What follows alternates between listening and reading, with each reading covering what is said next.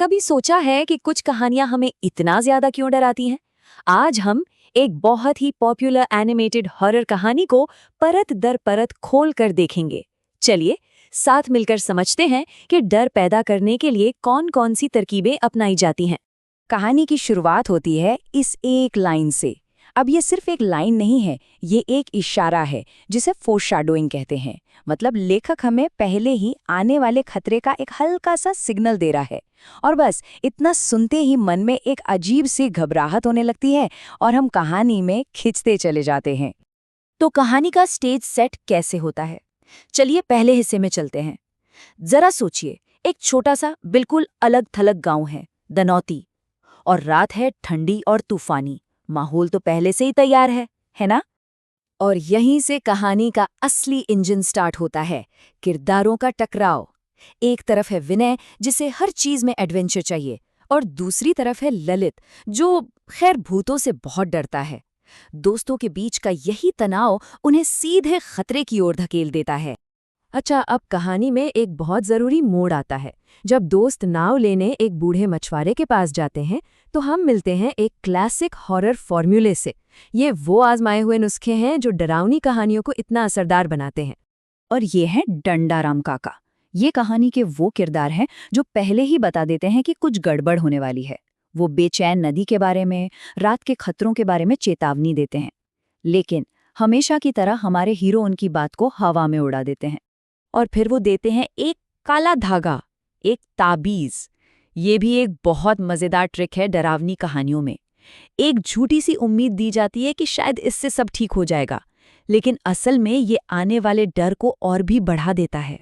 तो सारी चेतावनियों को अनसुना करके दोस्त निकल पड़ते हैं, और अब देखते हैं कि कहानी लिखने वाले ने कैसे सिर्फ माहौल का इस्तेमाल करके डर पैदा कर दिया है। सबसे पहले तो घना अंधेरा, इतना अंधेरा कि अपनी जानी पहचानी दुनिया ही जैसे गायब हो जाती है। माहौल ही एक विलन बन जाता है।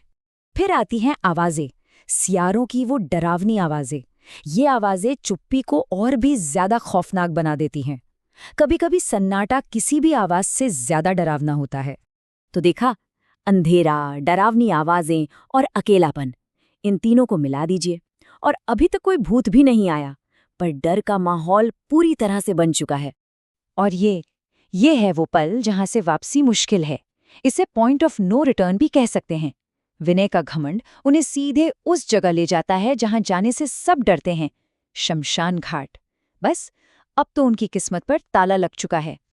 तो सारी चेतावनियां नजरअंदाज हो चुकी हैं, दोस्त भूतहा घाट पर हैं और उनके कांटे में कुछ भारी सा फंसता है। चलिए अब कहानी के क्लाइमैक्स पर चलते हैं और देखते हैं कि डर असल में दिखता कैसा है। तो आखिर उन्होंने नदी से बाहर खींचा क्या?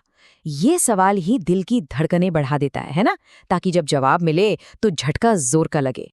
एक लड़की का कटा हुआ सिर। यहाँ कहानी एक ऐसी चीज का इस्तेमाल करती है जो हमें अंदर तक हिला देती है। ये खुलासा इतना शॉकिंग है कि कहानी का टोन एक पल में बदल जाता है और हम सीधे डर के चंगुल में फंस जाते हैं। और भूत की डिमांड देखिए कितनी सिंपल है, मेरा सिर मुझे वापस दे दे। ये जो सादगी है ना, यही इसे और भयानक बनाती है। मतलब वो कोई शैतान नहीं है, वो तो एक विक्टिम है जिसे बस अपना हक वापस चाहिए। तो एक तरफ है वो क्लासिक सफेद साड़ी वाली चुड़ैल वाला आइडिया, और दूसरी तरफ बिना सिर का वो भयानक शरीर। इन दोनों को मिलाकर जो खौफ पैदा होता है वो एक अलग ही लेवल का है। जैसे तैसे वो अपनी जान बचाकर एक अजनबी के घर में पहुंचते हैं और वहां कांपते हुए उन्हें वो कहानी पता चलती है जो इस सारे खौफ के पीछे की वजह है। और ये दुख भरी कहानी सब कुछ बदल देती है। अब वो भूत सिर्फ डराने वाली कोई चीज नहीं रह जाती, अब उसके लिए दुख होता है, हमदर्दी होती है। डर अब सिर्फ डर नहीं है, उसमें एक दर्द भी शामिल हो गया है। और फिर गांव वाले की ये आखिरी चेतावनी, ये एक तरह से कहानी का सबक है। उस खौफनाक रात से जो सीखा गया, उस पर ये एक पक्की मुहर लगा देती है।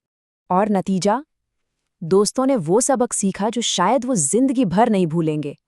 ये सिर्फ एक रात का डर नहीं था, ये एक ऐसा बदलाव था जो हमेशा के लिए उनके साथ रहने वाला था। तो आखिर में ये सवाल तो बनता है कि असली मॉन्स्टर कौन है? क्या वो बदला लेने वाली आत्मा, या फिर दोस्तों का वो प्रेशर और वो अकड़ जिसने उन्हें मौत के मुंह में धकेल दिया? ये कहानी सिर्फ डराती नहीं है, बल्कि बहुत कुछ सोचने पर मजबूर कर देती है।